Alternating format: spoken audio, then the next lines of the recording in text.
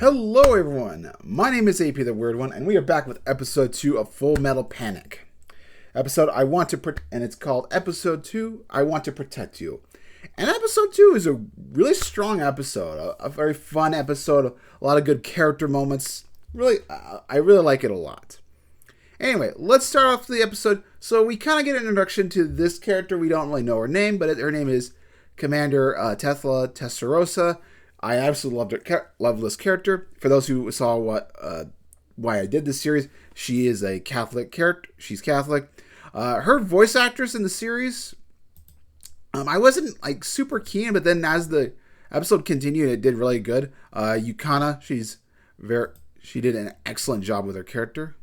I don't know. I kind of appreciate it when you hear the kind of like a snarkiness to her, a little bit of snarkiness. It really jives with her character. I appreciated that. But the main point of this episode is coincidence, so to speak, or I want to protect you. As we, our man Sasuke Sagara, he's having trouble adjusting to the environment of being a high schooler and knowing when not to protect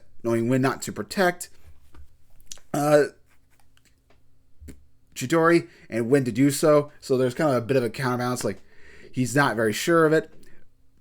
Early on, he sees one of the first things is she's in the art classroom and he mistakes a plaster figure as a person. Later on, he sees one of her friends and he thinks it's going to do something bad, but then he ends up running to the teacher. So he's having the very mishap of things. He's not very good to civilian life.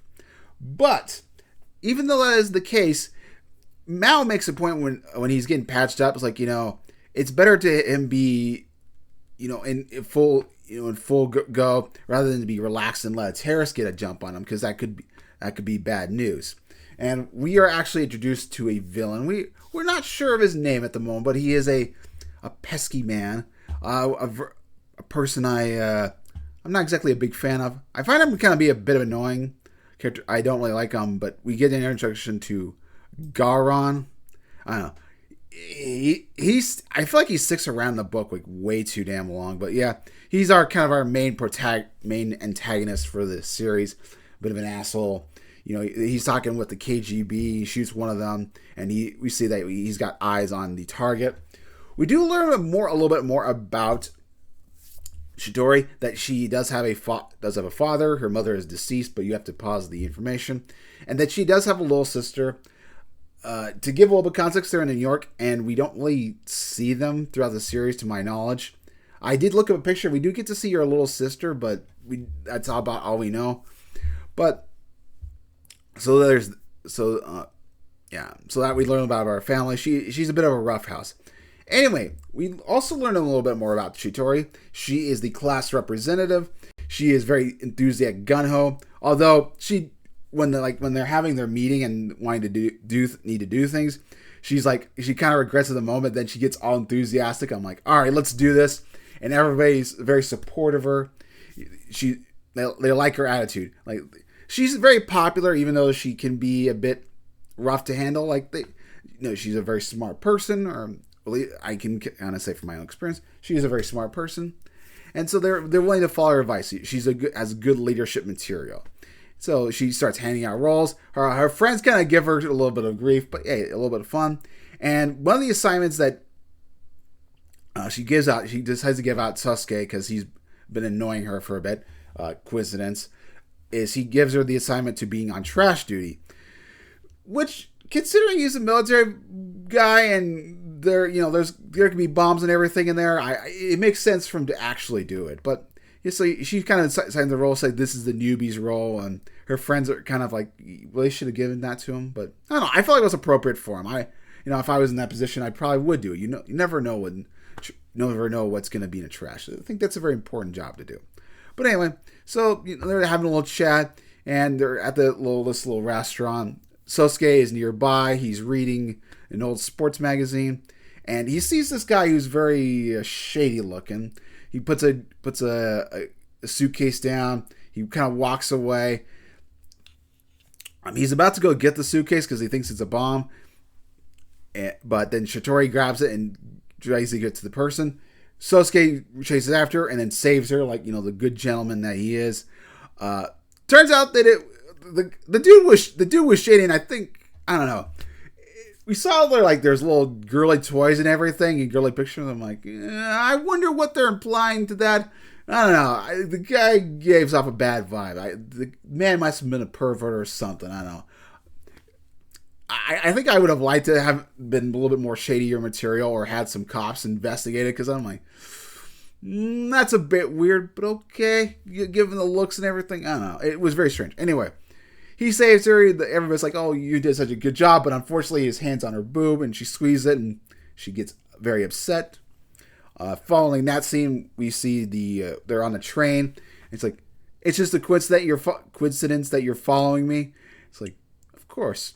And she doesn't buy it. Chidori is a very smart woman. She's not stupid. She doesn't believe it. And there's a certain point in time where she gets off the train, and he goes chasing after her. He jumps through a window, and they kind of has a little scuff. And the two have a nice chat, and I really like this little bit of chatter.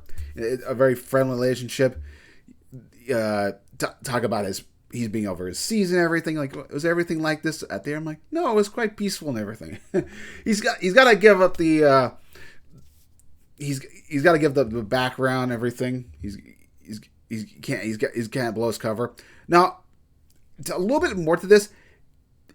Their team, Melissa, Kurt, and also Sasuke, don't realize that she's a whisperer. They just realize they need to protect her. I thought they actually knew, but I was mistaken. So they don't know. But going back to, he's like, he's got to blow his cover. He can't have his cover. So he's like, yeah, everything's normal. He definitely can kind of be that. But also, like, he shouldn't. When Chidori calls on him, like, I don't know. She knows that there's something up, but it's not maliciously or perverted or anything. She kind of gets a little bit of that vibe. But they're chatting. It's like, so, and they ask about romance, because, Chidori has the feelings for him very early on, and we see right after this conversation that she does like him. And it's like, no, I don't have a girlfriend. Still students, coworkers said, no woman would ever date me, even in a tundra. And she's like, I get it. It takes a special kind of person to realize that, and kind of Sosuke kind of like, is that kind of person you? I'm like, she blows it off. It's kind of a very cute moment. And I love the little banter. There was another little moment I forgot that where Hiyoko, they're having moments, and she takes pictures of him. It's like, don't you find them very fascinating to like watch and everything? Like, and Chitori's like, okay, whatever. Not too keen on that, but all right. You kind of see the appeal. I mean, the dude is a goofball. But the final part of the episode is Garuin is kind of walking in that neighborhood where Chitori is sort of nearby, and he's managed to put gum on the invisible AS unit. So we as the audience know it's a big threat. We know that Chitori likes him, and that things are growing, and so we're gonna be ramping up in terms of the threat level. So yeah, overall it was I was a really solid episode. I remember not liking the series at first, and maybe it has a lot to do with the voice acting. I just like the Japanese dub a lot more.